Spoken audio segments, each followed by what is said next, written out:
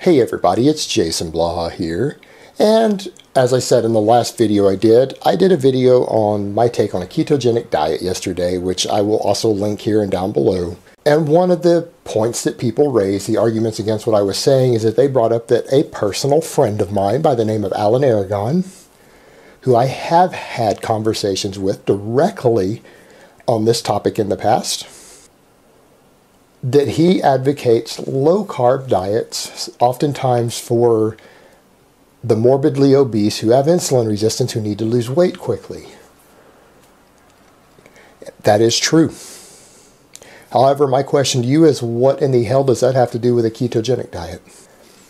I have as of yet to see Alan advocate that you put someone who needs to lose weight quickly because they're obese and they have insulin resistance on a 60, 70, or 80% fat diet. Where is he recommending this? No, his point is rather that for these people who are truly insulin resistant and they need to lose a lot of weight, they might have a lot of body weight and fat, so they burn a decent number of calories, but not anywhere near what an active person does. And it's hard to even get them started. You get them started training and you've got to work with them very, very slow. A lot of them have heart issues. They have other issues. You can give them a heart attack if you're not careful. So you've got to restrict their calories. And his point is that because of their insulin resistance, oftentimes they get hungry when they eat a lot of carbs, particularly processed carbs. You've got to drop that down. He's not saying you drop them to 0 carbs. He's saying that the little bit of carbs you give them needs to be very high satiation, lots of fibrous vegetables and things like that. And he's not saying you replace those carbohydrate calories with fat calories, which is what people do on a ketogenic diet.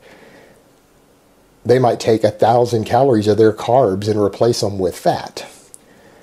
That would be inappropriate for this person because, again, they're not storing body fat easier as a result of eating carbs versus fat calories. It's a potential satiation issue, and you store dietary fat far, far, far easier as body fat than you do carbs. And I don't even mean that in a minor way. I'm talking they're almost on opposite ends of the spectrum. They're not comparable. So that's not your solution. You need to keep them on enough fat to keep some basic vitamins in them. But a person who has 100 pounds of excess body fat above what's healthy, believe me, you can drop their dietary fat relatively low without them suffering health problems from it, because a lot of the reasons that you're consuming dietary fat, these people can get pulling from their own body at this point. They have 100 pounds of extra lard on them that they don't need. You could either have them get it from certain foods that they're eating, or you could have them supplement it.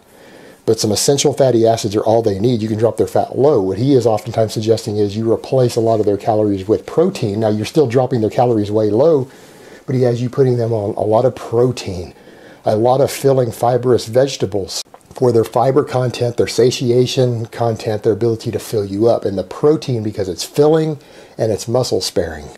So what he would be recommending is fairly high protein diets, not ketogenic diets where you're loading them on a diet full of eggs fried in butter, bacon, and steak with cheese on top of it. That's not what he's recommending, a traditional ketogenic diet. He's talking about a very high protein diet with a lot of vegetables and possibly supplementing in some essential fats, but you're not talking about a very high fat diet. And this is so that you can restrict their calories enough that they can lose weight rapidly. Because someone who's morbidly obese, it is an immediate health concern. You need to start shedding body fat off of them quickly so that you can get them healthier quicker. You can get them more active because as they drop body weight, they'll want to be more mobile. It'll be easier for them to get up and be active so that you can solve their problems quicker. He's not telling you to put them on a ketogenic diet, which would, for many of these people, be a negative. It would not be the best diet, even though you're restricting their carbohydrate intake. It's because you've got to pull the calories away from somewhere. So you're chopping a lot of their carbs and their fat out, increasing protein, increasing veggies.